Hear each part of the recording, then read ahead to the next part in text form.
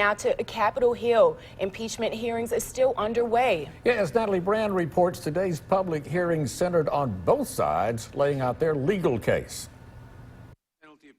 The testimony you're about to give is Democratic and Republican lawyers made their best case for and against the impeachment of President Trump. President Trump used the power of his office to pressure and induce the newly elected president of Ukraine to interfere in the 2020 presidential election for President Trump's personal and political benefit. There is no indication of bribery, extortion, or other illegal conduct. The call is not the sinister mob shakedown that some Democrats have described. Democrats say the president abused his power and obstructed justice. If, in fact, President Trump can get away with what he did again,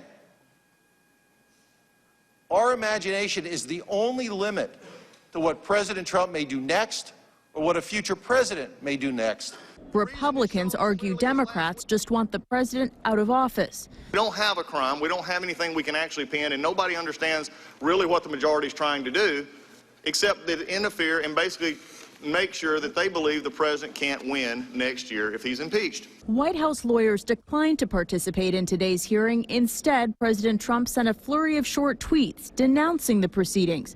This hearing has been especially contentious, with lawmakers frequently sparring and a disruption at the start. We voted for Donald Trump. A protester supporting the president had to be escorted out of the room. The point of order is he's inappropriate to be up here asking questions. That is not a point of order. He's here in Republicans repeatedly challenged Chairman Jerry Nadler about how he was conducting the hearing. The committee could finalize articles of impeachment this week. Natalie Brand, CBS News, Capitol Hill.